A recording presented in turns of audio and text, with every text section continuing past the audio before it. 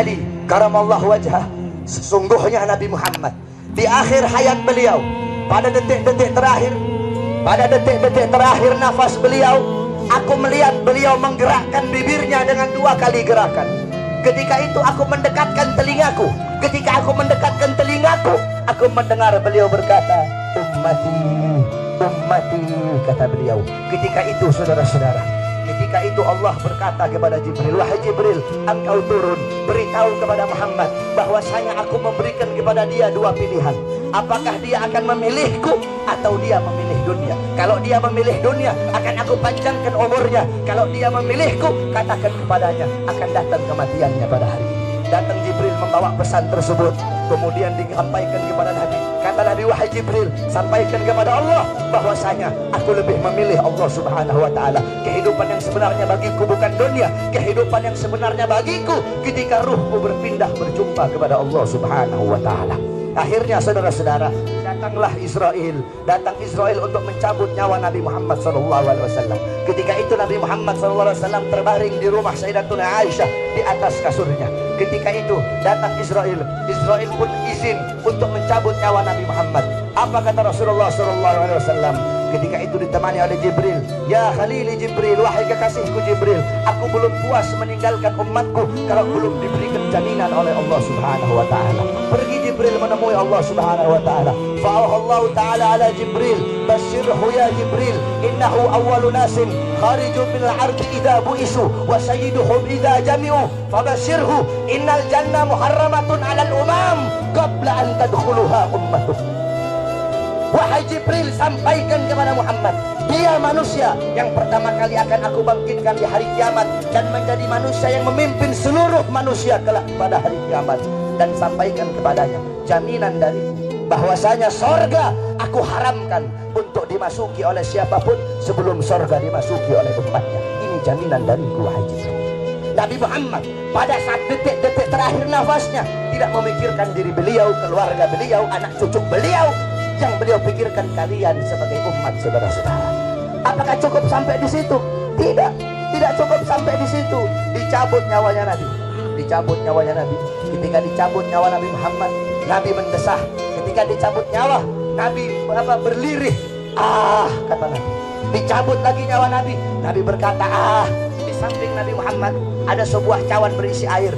Beliau letakkan tangan kanan beliau, beliau usapkan keringat, peluh-peluh keringat-keringat yang keluar di wajah. Beliau berkata, ya Khalil Israel, wahai kekasihku Israel, apakah seperti ini rasa sakit dicabut nyawa wahai Israel? Saudara-saudara, Nabi Muhammad yang sholat sampai kakinya bengkak, Nabi Muhammad yang sholat sampai kakinya keluar nanah, merasakan sakit ketika dicabut nyawa.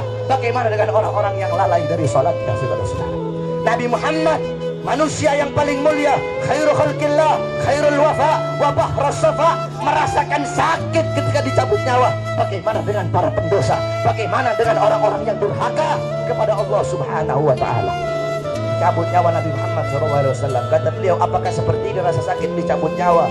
Kemudian Israel pun berkata, iya ya Rasulullah, seperti inilah rasa sakit dicabut nyawa. Kemudian Israel berkata, Rasulullah berkata, wahai Israel, apakah rasa sakit seperti ini juga yang nanti akan dialami oleh umatku? Apa kata Israel? Iya ya Rasulullah, rasa sakit seperti inilah yang nanti akan dialami oleh umatku.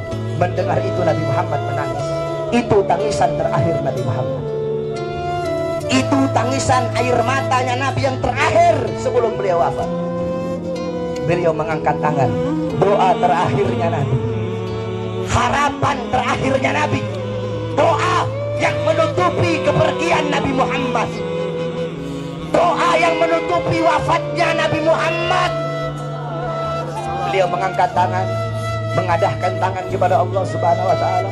Allahumma khaffif ala ummati fi sakratil maut. Ya Allah, ringankanlah. Ya Allah, permudahkanlah sakratul maut umatku. Ya Allah, ya Allah, aku nabi mereka, aku pemimpin mereka, aku penanggung jawab mereka. Berikan seluruh rasa sakit sakratul maut mereka kepada aku ya Allah. Biar aku menanggung rasa sakit sakratul maut umatku ya Allah. Umatku tidak akan kuat, umatku tidak akan mampu ya Allah. biar aku menanggung seluruh sakratul maut mereka. Berikan rasa sakit sakratul maut mereka kepada aku ya Allah. Gimana kalian untuk Nabi Muhammad? Apa yang telah kalian lakukan untuk Nabi Muhammad SAW? Sudahkah kalian menyenangkan hatinya Nabi? Sudahkah kalian mengorbankan jiwa, nyawa, darah, harta kalian untuk Nabi Muhammad SAW? Para sahabat-sahabatnya Nabi mengorbankan jiwanya, nyawanya, darahnya, hartanya. Sumayyah, wanita yang tua renta, dipaksa keluar dari ajarannya Nabi, dikubur setengah badan, ditombak, keluar isi perutnya, dicambuk. Hei Sumayyah, keluar kamu dari ajaran Nabi. Apakah Sumayyah lebih memilih kesenangan dunia? Apakah Sumayyah lebih memilih kebebasan dunia?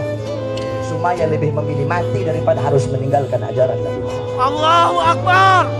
Bilal ibn Rabah dikasih batu yang besar, dicambuk, dipaksa keluar, dipaksa meninggalkan Nabi, meninggalkan syariat Nabi, meninggalkan Al-Qur'annya Nabi. Apakah Bilal lebih memilih kesenangan dunia? Apakah Bilal lebih memilih kebebasan dunia? Apa kata Bilal? Walaupun tubuhku dipotong-potong menjadi bagian-bagian yang kecil untuk menghentikan kecintaanku kepada Nabi, dengan dipotong-potong tidak akan berhenti kecintaanku, malah dengan dipotong-potong hanya akan menambahkan kecintaanku kepada baginda Nabi besar. Allahu Akbar. Setelah Nabi Muhammad SAW wafat, para sahabat itu tidak ada gairah hidup, saudara-saudara.